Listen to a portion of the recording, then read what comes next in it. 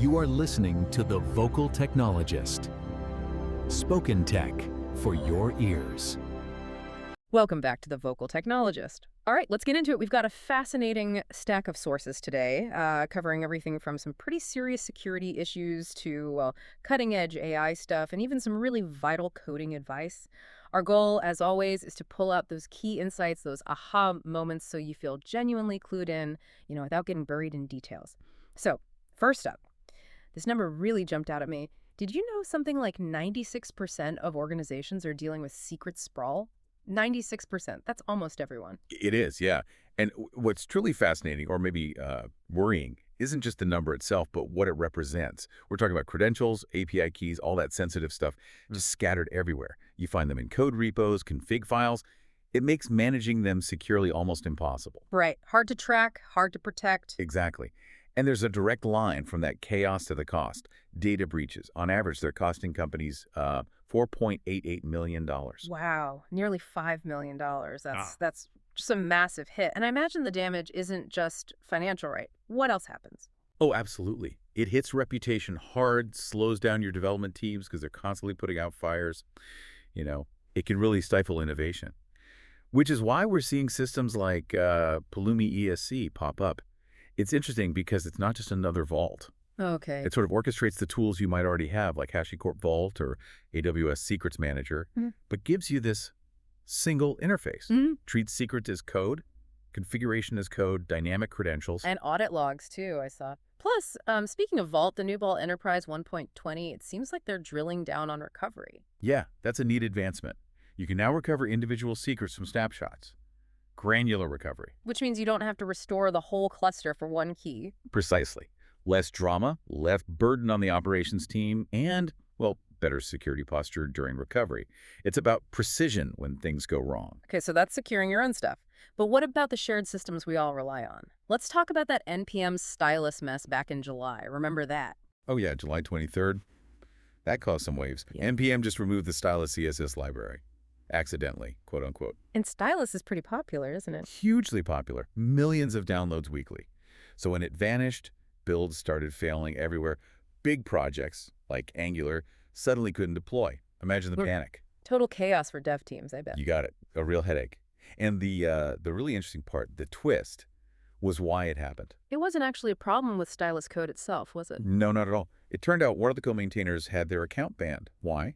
Because they published some of their malicious packages completely unrelated. Wow. So stylus just got caught in the blast radius. Exactly. It just highlights how fragile these software supply chains can be. One issue cascades. The community had to scramble for fixes. And I think GitHub's trust and safety is still sorting out the full restoration. A stark reminder of dependencies. Okay, let's shift gears a bit. From fixing current problems to building for the future, especially with AI, serving large language models, LLMs, efficiently, that's a big challenge. It really is. Getting performance at scale is tough. And that's where Google Kubernetes Engine, GKE, is doing something interesting with its inference gateway. Inference gateway. What's the core idea there? Well, it enables much smarter deployment for LLMs. It uses what they call AI-aware routing. So instead of just round-robin load balancing, it actually looks at GPU metrics. Like what kind of metrics? Things like KV cache utilization, which is sort of like the model's short-term memory usage on the GPU. By routing based on that, you get much better performance and efficiency. It's about squeezing more power out of your hardware for AI. Okay, that makes sense. Smarter distribution of the workload. I saw there's a practical example too, right? Deploying a Gemma model. Yeah, they walk through deploying Gemma 3B using VLLM, which is a high-performance serving engine itself, all running on GKE with NVIDIA L4 GPUs. It shows how it all fits together. So for you listening, the takeaway is that this approach can really streamline getting these powerful models into production, managing the traffic intelligently, makes AI apps more practical. Definitely. It moves things from the lab to, well, the real world more smoothly. All right, so we've talked security, supply chains, AI infrastructure. Let's bring it down to the code level. A practical tip for developers writing cleaner, safer code day to day? Yes. And this is something I see quite often. It's about how we use basic types.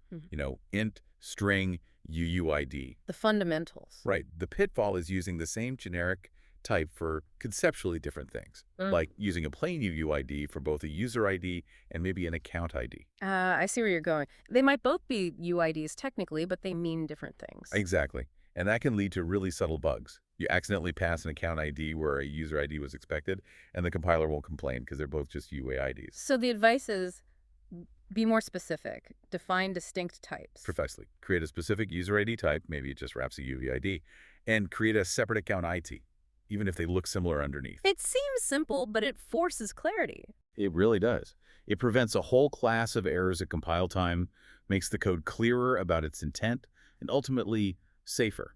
It's embedding the meaning into the type system itself. Wow, okay.